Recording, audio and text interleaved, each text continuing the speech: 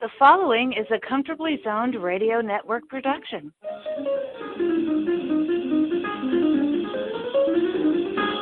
The following is a Comfortably Zoned Radio Network production.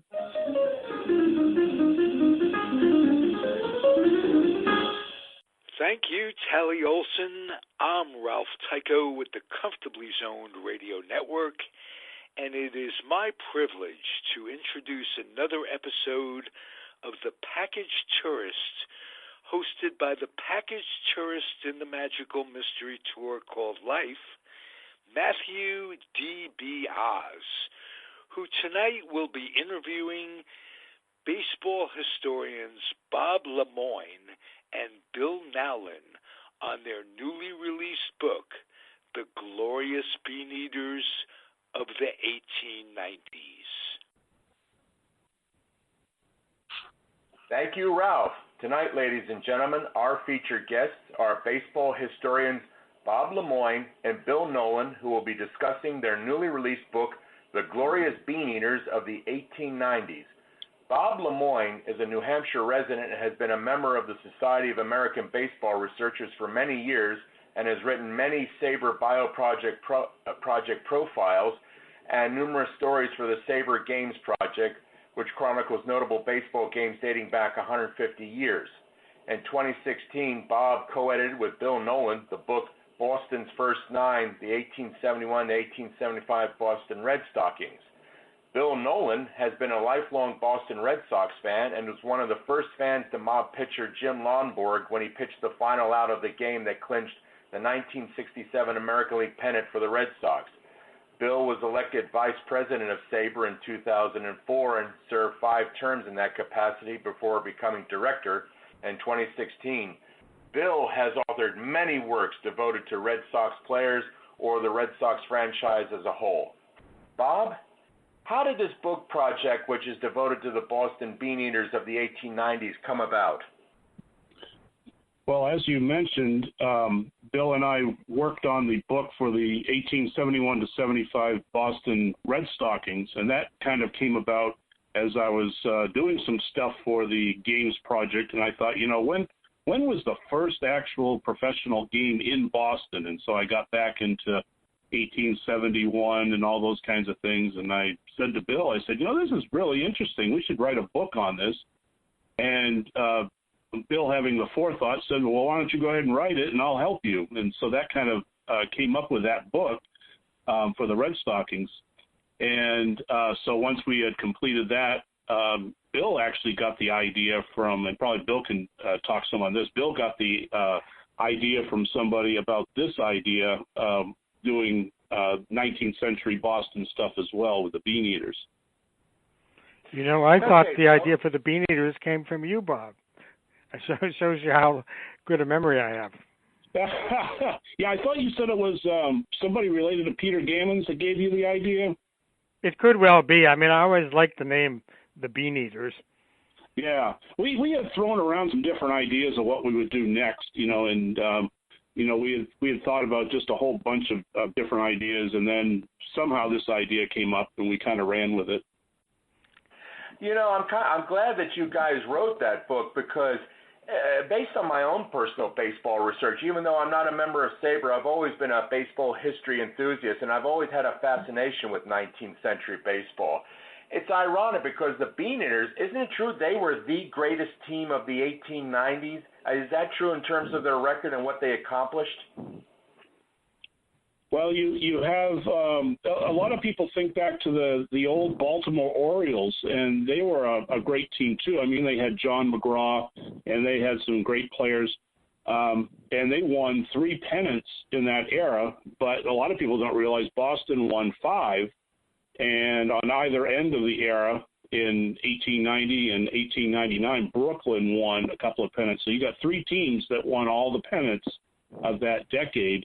And so Boston, won 3 in a row, and then Baltimore took over, and then Boston came back at the end of the decade and won the final 2. So it was quite and I think I said this in the introduction. We think about the Red Sox of 04, 07, 13, but it was actually nothing compared to what this team was in the 1890s.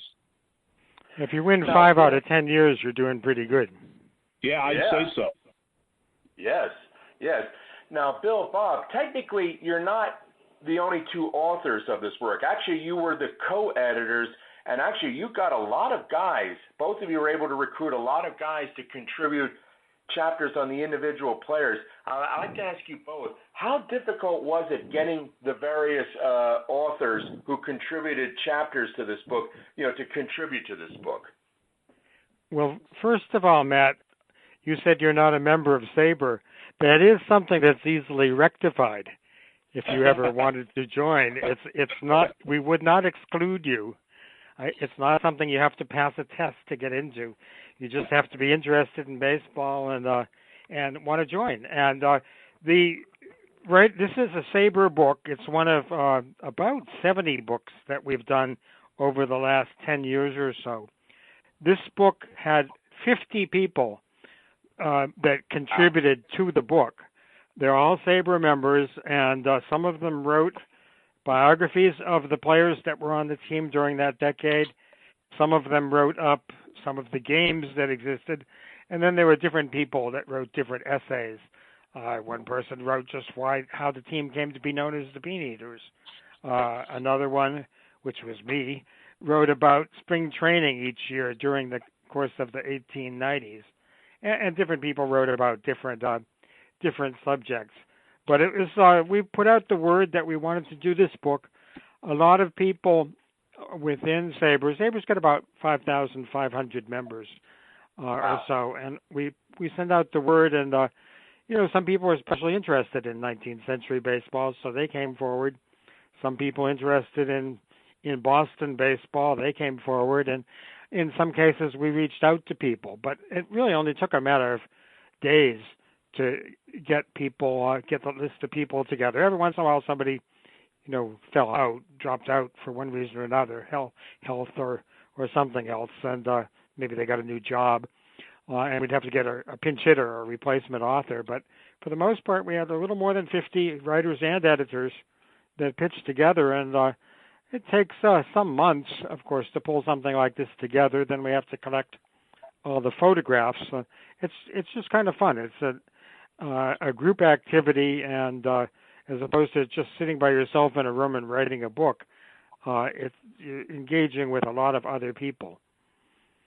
So, go ahead. Yeah, go ahead. Oh, yeah. I was going to say, Bill is really a mover and shaker as far as the book projects are concerned. I get, when I contribute to projects, I'll get his emails, and one of them recently said that a book that we're working on probably won't be coming out until 2021. I mean, we're that far ahead as far as, almost a book a month, basically, is what SABR puts together. So it's really amazing, the work that a lot of people do with these projects. So in terms of length of time, how long did it take from beginning to end for this book to become a reality in terms of months or years? It was more or less about a year, partly because it got held up by a couple months because there were other books in the queue ahead of it. But it takes time. We give people the time they need. We try to set a deadline that's maybe 4 or 5 months in the future, so that people aren't stressed out, have time to be able to put these articles together.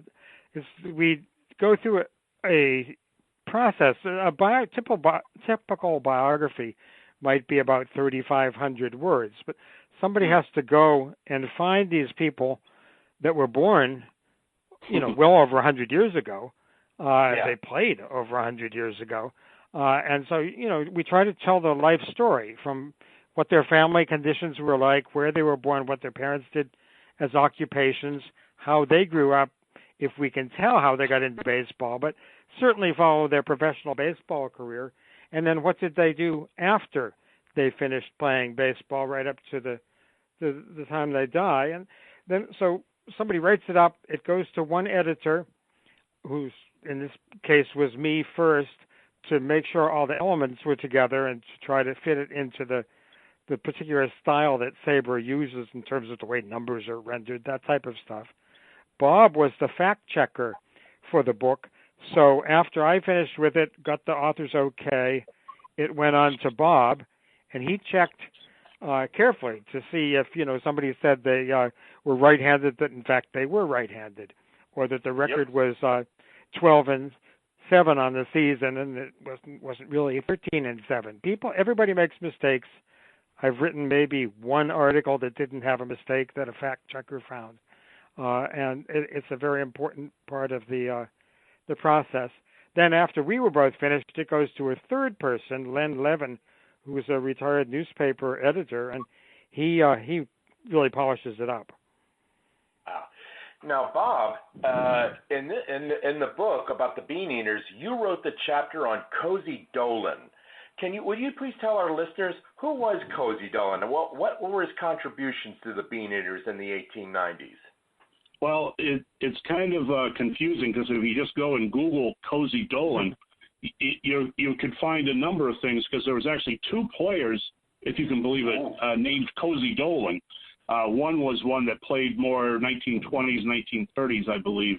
But this guy was born maybe even close to Bill's house in Cambridge, Mass. in 1872, and he was born to a furniture repair guy, and sort of played around in semi-pro teams in the area, getting involved with what was then the New England League, which was just teams all over Fall River, Portland, Maine, New Bedford, Mass., Springfield, and places like that.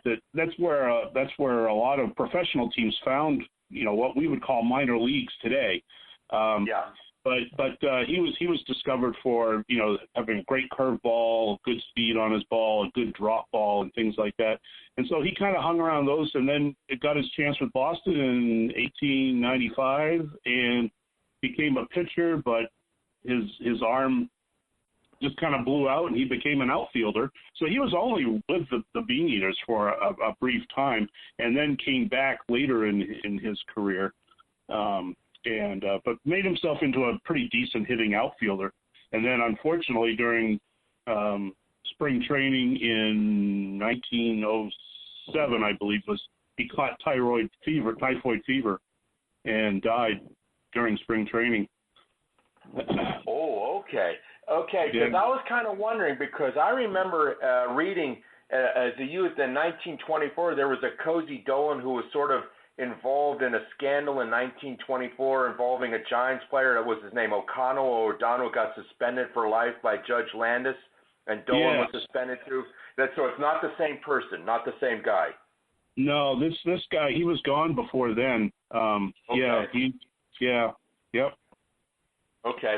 Now, Bill, you wrote a chapter in this book on a player named Charlie Frisbee. Please tell our listeners about Charlie Frisbee.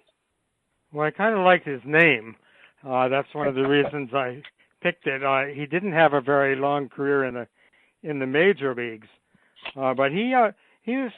I found almost anybody I look up, I find him interesting. Trying to understand somebody else's life. He came from a pretty well-off background. He got around. He got all over the country in the course of playing professional baseball. He was born in Iowa. His father was a doctor. He went to Grinnell College, so he was, pretty well off. Had a good education and so forth, but he obviously liked to play baseball. And this is the day his first club was Portland in the Pacific Coast League in Portland, Oregon. And you think about it, it wasn't like he signed and then took a flight from Iowa out to Portland. There were no airplanes. There were no automobiles to speak of. I mean, basically, he took a train that took a long time to get there. But in the course of his career, he played for his first 4 years were for Portland, Oregon, Quincy, Illinois, Kansas City, and then he came to Boston. He hit over 300 in all four cities. His best year was probably 1899, the 1 year that he played with the Bean Eaters. He only got into 42 games. He spent half the year, or a little more than half the year, in Worcester, which was not a minor league team in the Eastern League, and he led the league in hitting that year for Worcester. But he did well for Boston. During those 42 games, he hit 329. the team average was 287, so he was distinctly better than the average player on the team. But you think he would have come back the next year, but he got caught up in some contractual problems. It was just the players these days can enter free agency. There was no such thing back then. There was the reserve clause, as it was called, and it was endured for 75 plus years, I think. He was sold to another team. He was from Boston. He just suddenly found himself playing for Grand Rapids. He was just turned over in a deal in Michigan, and then he ended up leaving there and ending up with the New York Giants, who put in a claim. But meanwhile, Grand Rapids was still after him, and so was Cleveland, which was it was still a minor league. It was called the American League. It was the year before the major league, before it became a major league. And he was just caught up in a contractual thing. So he actually played in just a few games, 4 games for the New York Giants, and ended up playing most of the season in Cleveland, not because he wanted to, but because he had no choice. But he ended up playing in Oregon, Illinois, Kansas City, Boston, New York, Ohio. He went to he lost the whole season due to a knee injury in 1901, but by 1903 he was in New Orleans. Then he played a bit for Montreal, for Toledo, for Des Moines, back home in Iowa, Colorado Springs. I mean, this is, as I said, in the day before travel was easy, he was traveling all over the country playing baseball. You brought up the reserve clause. Didn't I recall correctly, was it around this time, or was it the 1880s, that they actually had a hard cap that a player could not make more than $5,000? In other words, no more than that. Was that still in effect in the 1800s, or had they done away with that hard cap at that time? I couldn't answer. I don't know if you know, Bob. Because I remember reading something that for a time they had a hard cap. Was it $5,000 or $6,000? That was only reserved for the superstars of the game at that time. I was just kind of curious. I mean, if you don't know, I understand. I'm sorry. I was just kind of curious about that. Yeah. I'd heard that. I know Boston had acquired King Kelly in the late 1880s, and that was like a $15,000 purchase, and that was like the most ever paid for a player. So you may be right in that was probably the average of probably the best, because this was far and above anything anybody had ever received. And of course, that King Kelly didn't get the $15,000. It went from one team owner to another. Well, right. Yeah. I remember reading that was a puckle, that move. I was like, wow, people were going like shudders, horrors. Wow. Yeah. Now, Bob, tell us about your chapter on Bill Merritt. Well, I always seem to have an interest in backup catchers. I don't know why that is, but I seem to do a lot of bios on. They always seem to make the best managers or the best coaches and things like that. But Bill Merritt had a very short time with the Beat Eaters. He kind of bounced around with a few teams, but he started in Lowell, Mass. He was his family just came from Ireland, and he played baseball at Holy Cross, and there was a big moment when he was part of a team that actually beat Harvard, and it was the first time that had ever happened in Holy Cross. And so basically they had a big party all night long and carrying players up on their shoulders and things like that, because they just won a game over Harvard. And then he kind of bounced around in the New England League as well. He was in Woonsocket and a couple other places like that. But then he catches on with Louisville, and he was actually called the Woonsocket Wonder when he was in Rhode Island there. He was known for his strong throwing arm and things of that nature. But one interesting thing, when he was in Louisville in 1892, the grandstand had actually burned down the day before when he was there playing a game, and there were still some smoldering ruins of the grandstand, and actually kicked up and created another flame, and so they had to stop the game, there for a little bit. but he mostly was just a backup catcher. He goes, to Columbus, goes to Memphis, and comes to Boston in 1893 and 94. Of course, he's the backup to Charlie Bennett, who was really one of the greatest 19th century catchers until, unfortunately, he slipped and fell off of a train platform and had both legs amputated, or at least one of them. He couldn't walk again. And so he plays some decent ball, got into a few games there in Boston, moves on to Pittsburgh, which interesting. Then he's a backup to Connie Mack. Connie Mack was the starting catcher on Pittsburgh, and everybody thinks of Connie Mack 50-year-long, managerial career in Philadelphia, but he was actually a catcher in the 1890s for Pittsburgh.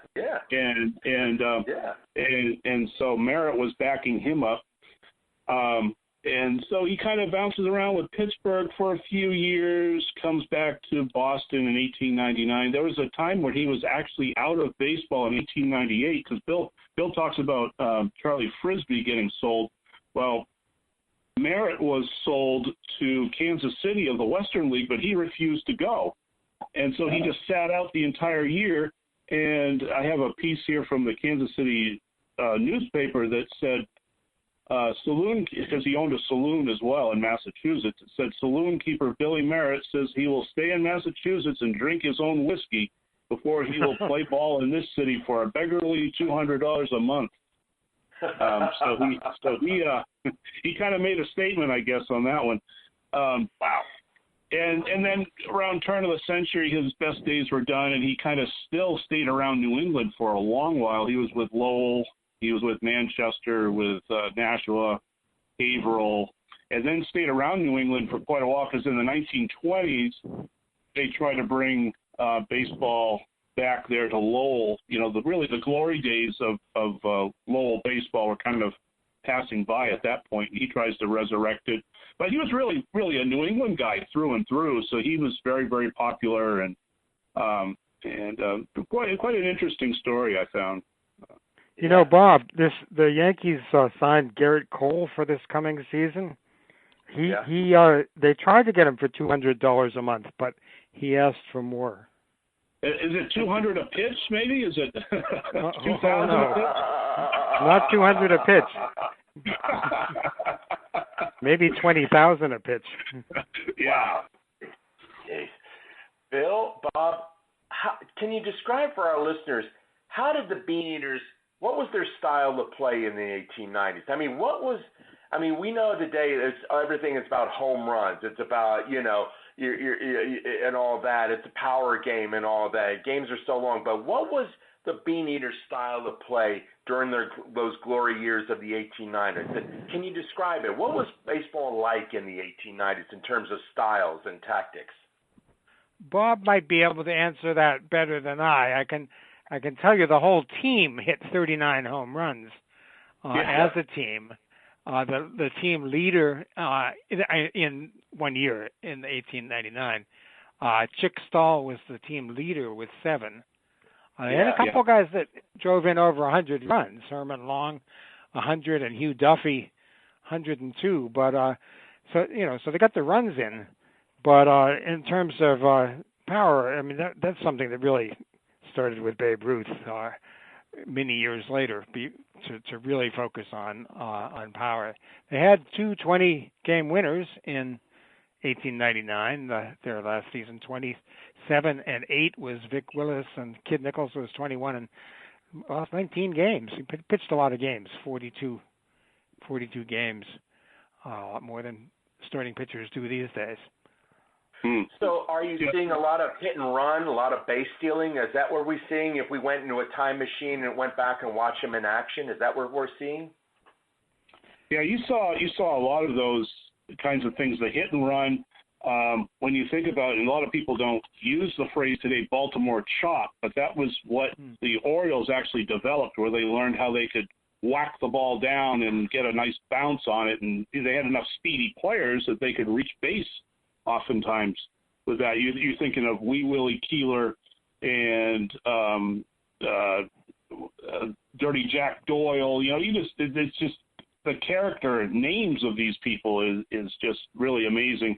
One of the quotes that we used was from Connie Mack, who remembered that era and said it was a turbulent decade of the so-called roughhouse days in baseball. The Boston Bean Eaters were ready for any fray, ever willing to take on the pugnacious Baltimore Orioles and even give them a dose of their own medicine. So it really was this real roughhouse kind of era. And like Bill said, very little power. You had very little use of a pitching staff. You had probably a 2 or 3 person rotation, but often everybody would pitch a full game. It was very rare that you ever brought anybody else in. And a lot of hit and runs, a lot of stolen bases. Of course, one of the people is sliding Billy Hamilton of the era, who was probably one of the greatest base stealers of all time. And so it's really pitching and speed and cheating and fighting and things like that. The umpires had it tough too. But what you said about the Baltimore chop, I mean, nobody does that today. There's all these metrics on bat speed and, when you hit a ball, how fast it goes out there. These guys were deliberately hitting it into the ground, and they probably don't even know how to measure the hang time that would happen if you banged a ball into the top and it goes up in the air and the fielder has to wait for it to come down before he can throw to first. Right. And also one thing I failed to mention about Cozy Dolan was the size of the stadiums that were around back then. I mean, Cozy played right field in Cincinnati at the Palace of the Fans. It was 450 feet to right field. And so it was I think it was one of the Boston owners that said they needed motorcycles to get across the outfield because it was so big. And a lot of the home runs were not hit out of the park; they would just hit past the outfielders. Yeah. Okay. Yep. And became inside the park home runs. They had to chase these balls down. By the time they chased them down and got it in, the guy had under the bases. Yeah. That leads to my next question. Okay, Bill, Bob, where exactly did the Boston Bean Eaters play their games in the 1890s? What was the name of the ballpark, and where was it located in the city of Boston? Yeah, the South End grounds. Now, Bill, you can help me with geography better than I can with that. But there were 3 different versions of the South End grounds, which you're talking. We're right near BU today, correct, Bill? Yeah. Yes. It was, right. And they went through a few of them because sometimes they would burn down, as you mentioned, with regard to another park. Yes. Yeah. The original, of course, the original was the 1871 team, and that lasted until I believe the late 1880s, and that was when they built what was really, if you've seen pictures of it, you see huge spires and just a beautiful stadium. Of course, everything was built of wood, and so during the 1894 game between Boston and Baltimore, when I believe it was McGraw and somebody else were getting into a fight, and they looked up and the stadium was actually burning down, and they call that today the Roxbury fire. And I forget the numbers now, but it was a lot of devastation throughout the city. And so when they rebuilt that, because the Boston ownership was so cheap, they really didn't have insurance on all that. So they had a much scaled down version. They had a much scaled down version for the third version until eventually, but that lasted until Braves Field in 1914 when they started building that. When I interview authors, I always like to ask them, and I'll start with you, Bob. Who are your personal favorite authors who inspired you and influenced you perhaps influenced your own personal writing style? We'll begin with you, Bob. Who were your favorite authors?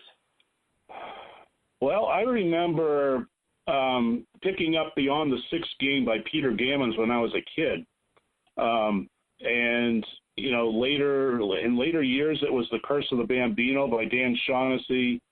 Not the greatest of literature, of course, but as a kid, it was like, this is like the inside stuff, no internet back then and things like that. But now I've just got books upon books of things here now that just I can't put things down. It's just there's always something new coming out. And the baseball history stuff. John Thorne has written so many great things, 19th century kind of stuff. So yeah. Yeah. Now, Bill, who are your personal favorite authors who inspired you or perhaps influenced your own personal writing style?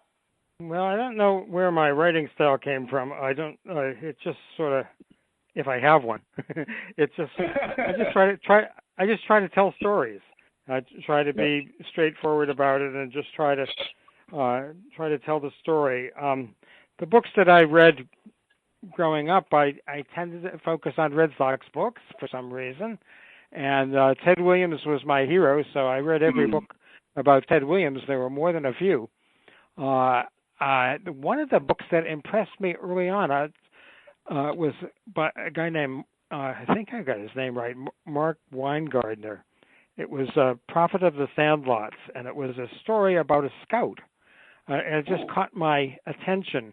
I don't know how I ended up with the book, but he told the story of this one scout, that how he went around and in, I guess it must have been the middle part of the 20th century, went around and found ball players. And I thought that was a really interesting approach to take, because I really hadn't thought about scouts much. And there are all these other people involved with the game besides the players, people in the background, and trying to learn more about them or their stories, I have found interesting. I've spent a lot of time talking to umpires over the last 4 or 5 years now. I've got a book about umpires that'll be out in a couple months. Wow. Bill, Bob, have you gotten real good feedback from baseball, from readers, who about this book? I mean, or baseball historians who are you getting good feedback that they appreciate that this book was written? Are you getting any feedback on that? Well, it's pretty new. You're one of the first interviews that we've done here. Okay. And I don't know. We put out a lot of these books, and I think a lot of the people that write end up working on the next book. Yeah. But, it's definitely Saber's happy with the book. The people that all took part in it, I think, have appreciated it, and we're happy for your interest. Yeah. Well, I'll tell you this. I'll give you some feedback right now. Personally, I deeply appreciate that you guys and the other authors involved. Please relay my thanks to all individuals concerned that this book was written, because based on my own personal research, because don't laugh, I know down the road I want to write my own first baseball book. I've got other projects in the fire right now, but I know after 2022 my next book will be about baseball, and I know I want to do some research about the 1890 Bean Eaters, and I deeply appreciate this book exists and the depth and texture of the chapters there. I know when I write my own book, because it's going to be about the 50 greatest Major League managers, and of course Frank Seeley, who managed the Bean Eaters, will be featured. And there's precious little information about him, which is a tragedy, because he was a great manager. I mean, he built the Bean Eaters, and also he created the Cubs of the 1900s. I mean, Frank Chance managed it, but Frank Seeley built that Cubs team and made him a powerhouse. He built it. And I deeply appreciate that chapter on them. So I think what you did filled an enormous void, in my opinion, about the history of the Bean Eaters, and especially the fact that they were the greatest team of the 1890s. So I can give you some feedback right now. I thank you from the bottom of my heart, you and everyone who collaborated in this project. Thank you. Well, we'll look forward to your book when you get it together there. Yeah. Yeah, well, hopefully if all comes right, it should come out like April 2026, but it'll be, I'm devising a method for rating the greatest baseball managers of all time, and I know Frank Seeley's going to be up there. I know for a fact, and I really appreciate it. My next to last question is this, Bob, what is your next book project? Well, I've been working on a number of different things. I'm kind of working on my own book that I try not to tell too many people about because it's taken so long already. So I don't know. I've got another decade in front of me, so I'm hoping I can say with certainty that it'll come out this decade. But I've always been interested in how Babe Ruth came back to Boston for his last year in 1935, and he was old and worn out, and the Braves were pathetic. And I've always thought, how come nobody's written about that? And so I've been working on that. Of course, I can never seem to say no to any Sabre project. So when one of these books comes up, I wind up contributing, and that takes up some time. And I get recruited a lot for fact checking and things like that. So I've always, like you talk about irons in the fire, I've got stuff going on all the time. But that's kind of what I'm looking at. Okay, Bill, what is your next book project? Well, I did mention the umpire's book. It's going to be called Working a Perfect Game. And a perfect game from an umpire's standpoint is not when the pitcher retires 27 consecutive batters. It's when the umpire gets through the game without a controversy and gets just a game where everything works right. There's no disputes. Nobody's upset about any calls, and they get to go in their anonymous world. I kind of joke with an umpire, if I meet an umpire before a game, I say, how many autographs did you sign on the way in? And the answer is, with one umpire exception, Joe West, who's recognized